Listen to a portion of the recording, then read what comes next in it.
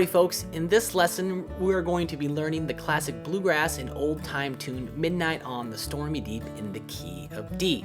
Now I've created two arrangements for this lesson and they both primarily sit in that intermediate level. First time through we're going to work in first position, working a lot out of this shape right here, which I use all the time. And the second time through we're going to span all across the fretboard but work a lot out of this shape here. If you want to download the tabs, notation, and the multi-speed backing tracks, plus access the second arrangement, the full-length lesson, click the link in the description to learn how. All right, let's dig in. All right, so let's go ahead and put those first few measures on the screen.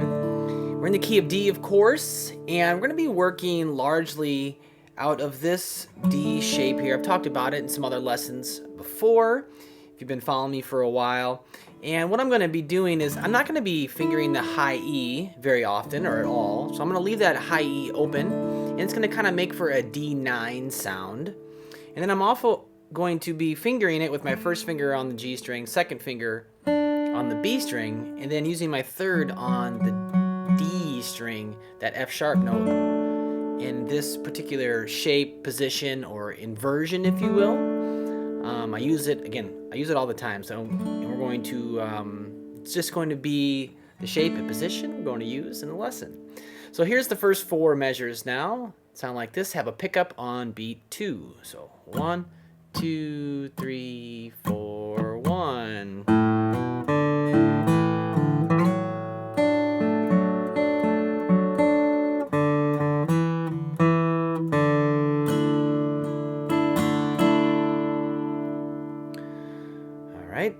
So I got that pickup on beat 2 there, and maybe I said beat 1, but it's on beat 2. 0-2 hammer on the A string, then open D, then open A, and then 2-0 pull on the D.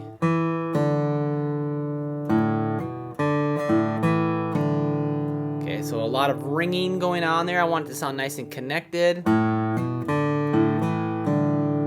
then I'm going to slide up to the 4th fret of the D string with my third finger, okay, and then make the rest of the shape behind it, right?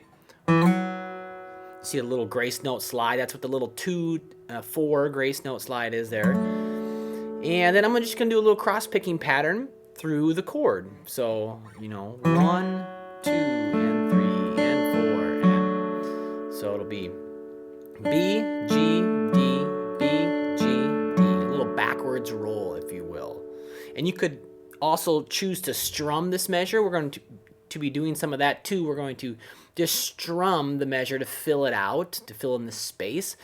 In this case, we cross pick, but they can kind of be interchanged for each other sometimes, right? Again, just filling the space where there's no melody line, okay? Instead of just a bunch of random, being notey with a bunch of eighth notes or something, I'm just cross-picking in this case, and it has, in my mind, in my ear, it's pretty, right? It sounds nice. The next measure, I come back to that 3rd fret B, and then I come out of the position a little bit, D string twice, open, and then 2-0 pull on the D, and then 2nd fret D, so the whole much of that measure there is on the D string. And then in measure 4, I'm going to play the D, and then I'm going to play the D9 essentially, and strum it this time, right? I could cross pick it again, but I just wanted to change it up, mix those things up, not do the same thing every time. And so we just do a strum, just down, down, up, down, up. And again, that open E to my ear just makes things really nice and open. It gives it, pretty is the word that comes to mind, soft, gentle. So I really like the way it sounds in this case. Up, down, up. So all 4 of those one more time. 2, ready, go.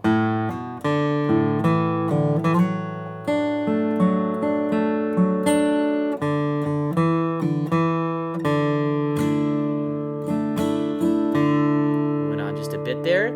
So going on to the next measure, or next measures, 5, 6, 7, and 8, sound like this.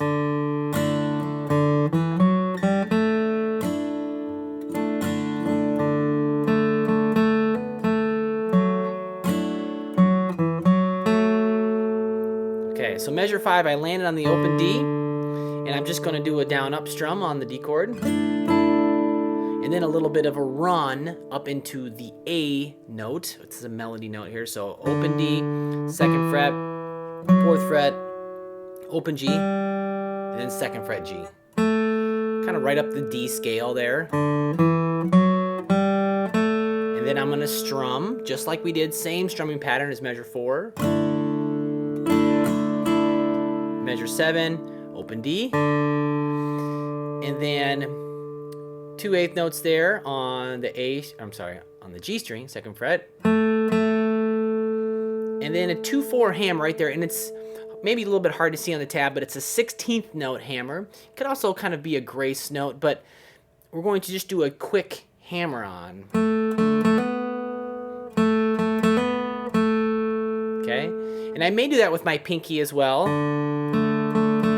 because it's available. I don't have to move any fingers, so I'll probably have my 3rd finger on the B string this time. And then we come back to the 2nd fret G string for a quarter note there. I'm gonna back up here.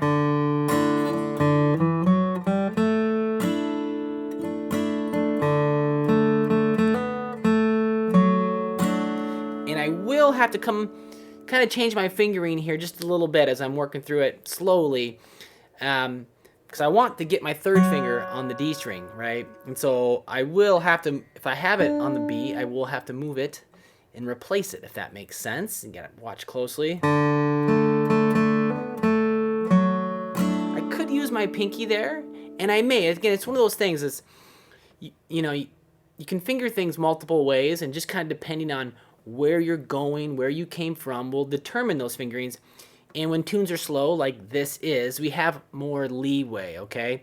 Now, I don't want to do anything that's not efficient, but at the same time, the moves I'm doing are typical, and the fingering, I should say, is typical. So you want to watch it and decide what you're going to do, right? And I just want to make note of that. You might just see a few little variations in my fingering, you know, when I break it down to as when I perform it and so forth. So, yeah, measure 8, you know, I'm going to land on the 4th fret D, and then I'm just going to do one downstroke across all the strings, or the 5 strings there, and I have the A and the bass. It sounds really thick, lush to my ear. And then it's 4 on the D, 2 on the D, back to 4, and then 2 on the G. And that's where the melody note is. It's actually going to come in a half a beat sooner, and it's going to tie over to measure 9 there. Okay, all 4 of those put together. Ready, go.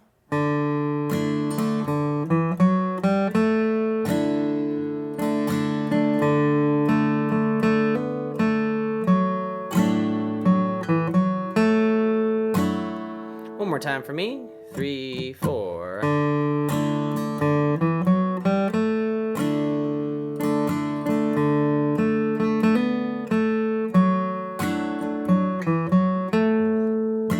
Okay. Then moving on here to the next 4.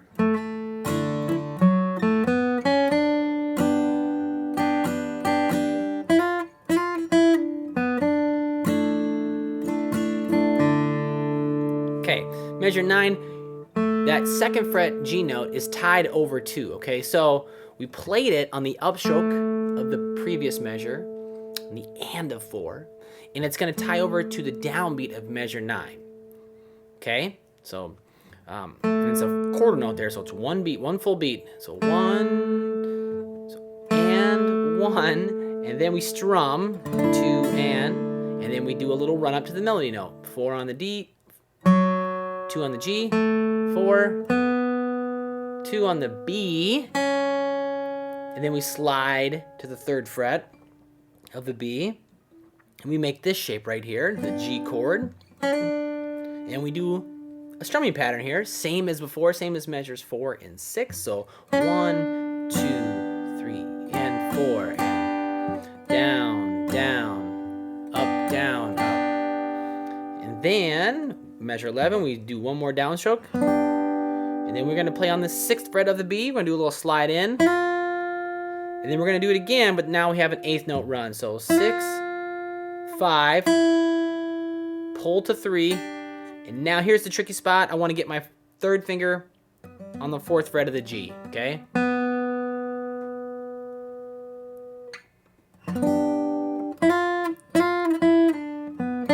That way the 2nd finger can get back on the B string and I can strum my chord.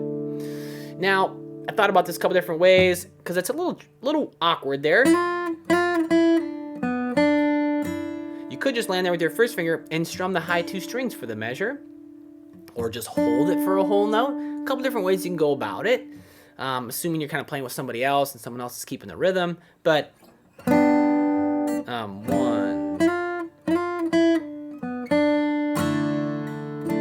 But if you get back there with the 2nd finger on the B, then you can finger the rest of the chord and strum it as well. Yeah. And then I go on here, the last few measures, open D, and then 2nd fret G twice, and then I just do 2 little slides. Well, there's 2 quarter notes on the 4th fret of the G, and I slide into them each time. You know, simple melody, but just trying to spice it up a bit, right? And then measure 14, we go to an A chord. The melody is on the A note. I'm gonna bar down the 3 strings in the middle there, D, G, and B. And then I just do strum, then the low E, which would be the alternate bass, strum, very easy measure there. And then a little bit of a, you know, kind of a flourish 8th note, or a little, what am I looking for? Expressive, I guess, comparative to the rest of the piece. So open A, 2-4 hammer on the D, 2 on the G, 4, back to 2, then 3-4 hammer on the D, and then open D, and then a strum. And then measure 17 has the pickup into the 2nd arrangement, okay? So all 4 of those here, so 3, 4.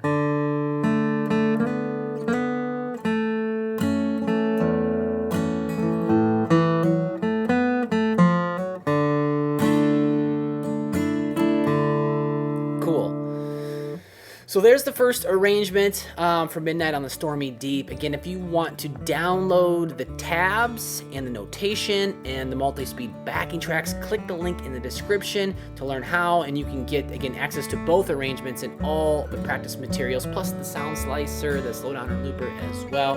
And if you have any questions, feel free to leave them here on the YouTube page or on my lesson page at the site. Till next time, take care.